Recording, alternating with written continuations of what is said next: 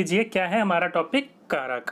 अब ये कारक किसको कहते हैं, तो सरल शाब्दिक शब्द में कहा जाए तो संज्ञा या स्वरनाम का क्रिया के साथ संबंध बताने वाले शब्द कारक कहलाते हैं। यानी कि चाहे वो संज्ञा हो चाहे वो स्वरनाम हो। अब संज्ञा किसे कहते हैं, तो मैंने आपको जब संज्ञा पढ़ाऊंगा तो अब अच्छे तरीके से एक्सप्लेन करूंगा, लेकिन अभी इतना समझ लीजिए कि किसी भी वस्तु स्थान के नाम को क्या कहा जाता है, और संज्ञा, और संज्ञा के स्थान पर किसी और चीज का इस्तेमाल किया जाता है तो उसको क्या कहा जाता है, स्वरनाम। तो संज्ञा या स्वरनाम का क्रिया के साथ जब संबंध बताने वाला कोई शब्द होता है तो उसको क्या कहा जाता है, कारक कहा जाता है। आप तक कोई परिभाषा नहीं पूछी है, लेकिन यह पूछा जा सकता है कि कारक के कितने भेद होते हैं। तो ध्यान रखिएगा, कारक के टोटल आपके 8 भेद होते हैं। कौन कौन सा, तो टेबल आपके सामने मैंने पूरी रख रखी है, और जोन से आपके सामने देखो, एक तरफ मैंने लिख रखे हैं कारक और दूसरी तरफ लिख रखे हैं उसके विभक्ति। तो ध्यान रखिएगा, ये 8 कारक के जोन जोन से विभक्ति होते हैं, तो डायरेक्टली आपके क्वेश्चंस भी वहां से पूछ लिए जाते हैं। अब इसको ध्यान कैसे रखना है, तो मेरे साथ पीछे पीछे 2 बार बोलिएगा। पहले एक बार पढ़ लेते हैं क्या होता है। तो देखिए, एक तरफ है कर्ता यानी कि कारक, और दूसरी तरफ उसके आपके विभक्ति। तो कर्ता का विभक्ति क्या होगा, ने, कर्म का को, करण का से के द्वारा, संप्रदान का को के लिए, अपादान का से अलग होना। आप ध्यान रखिएगा, से जो है वो आपका 2 में आता है, एक तो अपादान में आता है और दूसरा आपका कारण में आता है। देख सकते हो दोनों में से हैं, लेकिन आपका कारण जो होता है उसमें से के द्वारा, वहां पर से सिंपल वाला से होता है, लेकिन अपादान में आपका से वो वाला से होगा जहां पर कोई चीज अलग हो रही होगी। जैसे कि पेड़ से पत्ता गिरा, तो वो से क्या होगा, पेड़ से पत्ता जो हो गया वो अलग हो गया, तो अलग होने की विभक्ति जहां पर आए वो वाला होगा आपका अपादान। ओके, नेक्स्ट है आपका संबंध, जिसमें आपका का, के, की, रा, रे, री। ध्यान रखिएगा, का, के, की, रा, रे, री, ये विभक्ति आती है संबंध में। अधिकरण में आती है में पर, और संबोधन में आती है हे, अरे, ओ। ओके, तो ये तो हो गया आपकी विभक्ति। अब इसको ध्यान में कैसा रखा जाए, तो मेरे पीछे 2 बार बोलिए, 3 बार बोलिए, 4 बार बोलिए लगातार कि कर्ता ने कर्म को करण से के द्वारा संपादन को के लिए अपादान से अलग होना, संबोधन का, के, की, रा, रे, री, अधिकरण में पर, संबोधन ए, अरे, ओ। ओके, तो 3-4 बार इसको रिपीट करिए। कर्ता ने कर्म को करण से के द्वारा संपादन को के लिए अपादान से अलग होना, संबंध का, के, की, रे, रा, री, अधिकरण में पर, संबंध हे, अरे, ओ। 10 बार बोलोगे आप इसको, सारी तरीके से आपको रट जाएगा।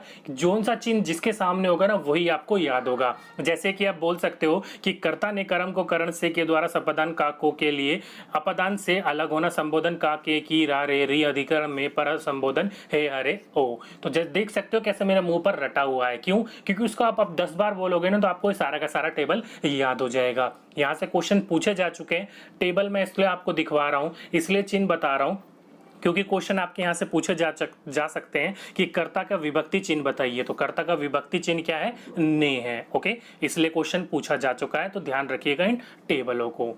चलिए अब इन 8 को एक एक करके पढ़ने की कोशिश करते हैं, समझने की कोशिश करते हैं आखिर ये है क्या और उसके पीछे ट्रिक क्या है, वो भी मैं आपको बताता हुआ चलूंगा।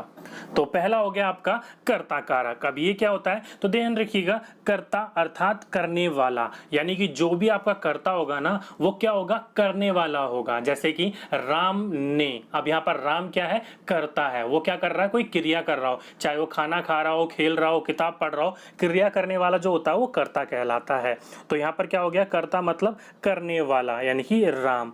अब सरल शब्द में बोल सकते हो कि वाक्य में क्रिया काम को करने वाला कर्ता कारक कहलाता है। जैसे कि एग्जाम्पल के रूप में मैंने कुछ नीचे लिख रखे हैं, लेकिन ये तो हो गया आपका सरल शाब्दिक अर्थ। अब हम इसको पहचाने कैसे, तो ट्रिक है इसकी, तो क्रिया के साथ हमेशा जो होगा वो प्रश्न में आएगा कौन। अगर प्रश्न में आपका कौन लगाया जाता है और वो प्रश्न पूरा बन जाता है और उसका उत्तर मिलता है तो वो क्या कहलाएगा, आपका कर्ता कारक कहलाएगा। फॉर एग्जाम्पल के रूप में जैसे कि लड़का खेल रहा है, अब यहाँ पर कर्ता की जगह आप क्या लगाओगे, कौन। कौन खेल रहा है, प्रश्न बन रहा है बिल्कुल सिंपल, कौन खेल रहा है, तो लड़का खेल रहा है। दूसरा, सूरज चमक रहा है, कौन चमक रहा है, सूरज। नेक्स्ट है आपका पत्थर लुढ़क रहा है, कौन लुढ़क रहा है, पत्थर। अब यहाँ पर और कुछ भी लगा सकते हो तो आपका यहाँ पर नहीं होगा। देखिए लड़का खेल रहा है, क्या खेल रहा है, अब यहाँ पर क्वेश्चन ही बदल गया कि क्या खेल रहा है, वो चाहे लूडो खेल रहा हो या कोई और गेम खेल रहा हो, तो लेकिन वहाँ क्वेश्चन बदल गया। अब यहाँ पर क्वेश्चन में हम पूछेंगे कि कौन खेल रहा है, तब पता चल जाएगा आपको सीधा सीधा लड़का खेल रहा है। तो यहाँ पर ट्रिक आपकी यही है कि कर्ता में हमेशा क्या कहलाएगा, आपका कौन से विभक्त होगा, मतलब आप उसमें कौन लगाओगे तो प्रश्न आपका बन जाएगा, और जब उसका उत्तर मिले, जो सही प्रश्न बनता है उसका उत्तर मिले, तो कहां पर होगा आपका कर्ता कारक होगा। ओके, ध्यान रखिएगा इस विभक्ति को। नेक्स्ट है आपका कर्म कारक। अब इसका सरल शाब्दिक अर्थ में कहा जाए तो व्यक्ति की क्रिया का फल जिस संज्ञा पर पड़ता है उसे कर्म कारक कहते हैं। यानी कि जब व्यक्ति जो क्रिया करेगा उसका जो फल संज्ञा पे पड़ता है, यानी कि करने वाले पे पड़ता है, वो क्या कहलाता है आपका कर्म कारक कहलाता है। अब इसकी ट्रिक क्या है, तो ध्यान रखिएगा, यहाँ पर हमेशा क्या का प्रश्न ढूंढोगे तो आपको क्या का प्रश्न मिल जाएगा। और मेन बात यहाँ पर ये भी है, ध्यान रखिएगा, यहाँ पर आपका कर्ता भी होता है और यहाँ पर आपका कर्म भी होता है। तो जब भी आपके ऑप्शन में कर्ता और कर्म दोनों ऑप्शन हो तो वहां पर हमेशा कर्ता सही माना जाएगा। ओके, कर्ता में कभी भी क्रम नहीं होता, लेकिन कर्म में कर्ता भी होता है और कर्म भी होता है। जैसे कि आपका मनोज समाचार पढ़ता है, तो यहाँ पर देखो कौन का भी आंसर मिलेगा और क्या का भी आंसर मिलेगा। इसलिए जब भी आपका कर्म कारक होगा वहां पर कर्ता कारक ऑप्शन में नहीं देने को मिलेगा आपका। ओके, तो मनोज समाचार पढ़ता है, तो मनोज क्या पढ़ रहा है, समाचार। मनोज क्या पढ़ता है, समाचार पढ़ता है। दूसरा, मनीष ने मनोज को पुस्तक दी। मनीष ने मनोज को क्या दिया, मतलब पुस्तक दी। नेक्स्ट है गोविंद क्रिकेट खेल रहा है। गोविंद क्या खेल रहा है, क्रिकेट खेल रहा है। तो जब भी आप क्या लगाकर विभक्ति करोगे तो आपको उत्तर उसका मिल जाएगा। जब मिल जाएगा तो समझ लीजिएगा क्या है, कर्म कारक है। नेक्स्ट है आपका करण कारक। अब करण कारक का अर्थ क्या होता है, तो करण का अर्थ होता है आपका साधन, यानी कि कोई काम आप खुद ना करके किसी साधन के इस्तेमाल करके आप उस काम को करोगे तो वो क्या कहलाएगा, करण कारक कहलाएगा। शाब्दिक अर्थ में अर्थात जिस साधन द्वारा क्रिया की जाती है उसे क्या कहा जाता है, करण कारक कहा जाता है। अब यहाँ पर विभक्ति यानी कि ट्रिक क्या है, तो जब भी आपको कैसे या किससे करने पर प्रश्न का जवाब मिले तो समझ लीजिएगा वो क्या कहलाएगा, आपका करण कारक कहलाएगा। शाब्दिक यानी कि एग्जाम्पल के रूप में देखिए कि मैं साइकिल से बाजार गया। मैं कैसे, यानी कि ध्यान रखिएगा किस से बाजार गया। ऑप्शन देखिए, क्वेश्चन लगा के देखिए, कैसे या किस से, कुछ भी लगा के देखो, आंसर मिले तो समझ लीजिएगा। मैं साइकिल से बाजार गया, मैं किस से बाजार गया, तो साइकिल से। नेक्स्ट है आजकल ईमेल के द्वारा भी समाचार भेजे जाते हैं। आजकल किसके द्वारा समाचार भेजे जाते हैं, तो किसके द्वारा भेज रहे हैं, आपके ईमेल के द्वारा। नेक्स्ट है उसने किताब नौकर के द्वारा भिजवाई। तो उसने किताब किसके द्वारा भिजवाई, नौकर के द्वारा। तो यहाँ पर देख लो, कोई भी आप काम कर रहे हो उसमें साधन का इस्तेमाल किया जा रहा है, चाहे वो आपका साइकिल साधन हो या फिर ईमेल साधन हो या फिर नौकर साधन हो। हमेशा कोई काम क्या करवाता है, वो साधन की मदद से करवाता है, तो क्या कहलाएगा, करण कारक कहलाएगा। अगर आपको साधन ढूंढना नहीं आता है तो कैसे और किससे प्रश्न लगा के देखिए, निकल के आएगा, तो करण कारक कहलाएगा। ओके, नेक्स्ट है आपका संप्रदान कारक। वाक्य का कर्ता जिसके लिए कुछ काम करता है या जिसे कुछ देता है उसे संप्रदान कारक कहते हैं। तो यहाँ पर क्या होगा, या तो उसके लिए काम करेगा या उसे कुछ देगा, वो क्या कहलाएगा, संप्रदान कारक कहलाएगा। कैसे पहचानेंगे, ट्रिक के माध्यम से। तो जब भी आप प्रश्न करोगे किसके लिए या किसको, तब आपको उसका आंसर मिलेगा तो समझ लीजिएगा क्या है, संप्रदान कारक है। कैसे, किसके लिए और किसको। देखिए क्वेश्चन एग्जांपल से समझाता हूं आपको।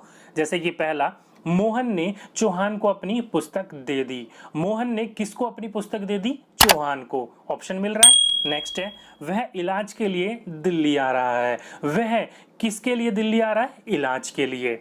नेक्स्ट है वह पढ़ने हेतु कॉलेज गया। वह किसके लिए हेतु कॉलेज गया, पढ़ने हेतु। तो यहाँ पर आपको किसके लिए या किसको जोड़कर देखोगे तो वहां पर आपको उत्तर मिले तो क्या कहलाएगा, आपका संप्रदान कारक कहलाएगा। नेक्स्ट है आपका अपादान कारक। अब अपादान कारक में क्या होता है, तो वाक्य में संज्ञा स्वरनाम की जिस रूप से अलग होने या तुलना करने का भाव प्रकट हो उसे अपादान कारक कहते हैं। यानी कि आपका वाक्य जो होगा, संज्ञा या स्वरनाम जिस रूप में आपको उसको अलग करोगे या तुलना करोगे तो वो जब भी कोई भाव प्रकट करेगा वो क्या कहलाएगा, अपादान कारक कहलाएगा। जिसमें मैंने आपको बोला था करण कारक और अपादान कारक में सेम होता है, लेकिन विभक्ति करने पर उसमें क्या होता है, एक में नॉर्मल आता है और दूसरे में अलग होना आता है। तो वही आपका यहाँ पर पहचान है, ट्रिक है कि जो भी चीज जिस चीज से अलग हो रहा हो ना, वही क्या कहलाएगा, आपका अपादान होगा। कारण में कभी भी अलग होना नहीं होता है। ओके, जैसे कि नल से पानी टपक रहा है, तो नल से पानी क्या हो रहा है, अलग हो रहा है, अलग अगला आ रहा है, तो अलग हो रहा होगा तो कैसा आएगा, अपादान कारक। नेक्स्ट है पेड़ से पत्ता गिरता है, पेड़ से क्या हो गया, पत्ता अलग हो गया, तो वो क्या कहलाएगा, अपादान कारक। नेक्स्ट है हिमालय से गंगा निकलती है, तो हिमालय से गंगा क्या होगी, निकलकर अलग हो गई, तो क्या कहलाएगा आपका, अपादान कारक कहलाएगा। ओके, तो ध्यान रखिएगा जब भी आपका अगलाव देखने को मिले तो क्या कहलाएगा, अपादान कारक कहलाता है। नेक्स्ट है संबंध कारक। संज्ञा या स्वरनाम शब्द के जिस रूप से उसका वाक्य में आए अन्य संज्ञा या स्वरनाम शब्द के साथ संबंध ज्ञात हो उसे क्या कहलाएंगे, संबंध कारक कहते हैं। तो ध्यान रखिए जब भी आपका संबंध उसके बीच में रिलेट आपका आ जाए तो क्या कहलाएगा, आपका संबंध कारक। यानी कि जिस चीज में आपका कोई संबंध देखने को मिल जाता है वो संबंध कारक कहलाएगा। बिल्कुल सिंपल है, ये आपका संबंध कारक और एक संबोधन कारक दोनों बिल्कुल सिंपल है। संबंध जब बीच में जुड़ जाए तो क्या कहलाएगा, वो संबंध कारक कहलाएगा। ट्रिक आपका यही है कि उसके बीच में संबंध देखने को मिलता है। जैसे कि सिद्धार्थ का कॉलेज पास ही है, तो सिद्धार्थ का कॉलेज, अब यहाँ कॉलेज किसका है, सिद्धार्थ का, संबंध जुड़ गया। नेक्स्ट है श्रेया के पिताजी अध्यापक है, श्रेया क्या है, पिताजी है उनके, वो उनके पिताजी और वो उनकी बेटी है, संबंध जुड़ गया। नेक्स्ट है रोहन की बहन निकिता है, रोहन की बहन कौन है, निकिता है, संबंध जुड़ गया। तो जब भी आपका संबंध जुड़ रहा हो क्या कहलाएगा, संबंध कारक कहलाएगा। नेक्स्ट है आपका अधिकरण कारक। ये क्या होता है, तो संज्ञा या स्वरनाम के जिस रूप से क्रिया के होने के स्थान तथा समय की जानकारी मिले उसे अधिकरण कारक कहते हैं। यानी कि जब भी आपका कोई क्रिया होने के स्थान पर आपका समय की जानकारी मिलती है तो क्या कहलाता है, अधिकरण कारक कहलाता है। अब इसकी पहचान कैसे करोगे, तो जहां पर भी आपका कहाँ या कब का प्रश्न का जवाब मिले तो वो क्या कहलाएगा, आपका अधिकरण कारक कहलाएगा। जैसे कि मेज पर किताब रखी है, कहां पर किताब रखी है, मेज पर। कमरे में अंधेरा है, कहां पर अंधेरा है, कमरे में।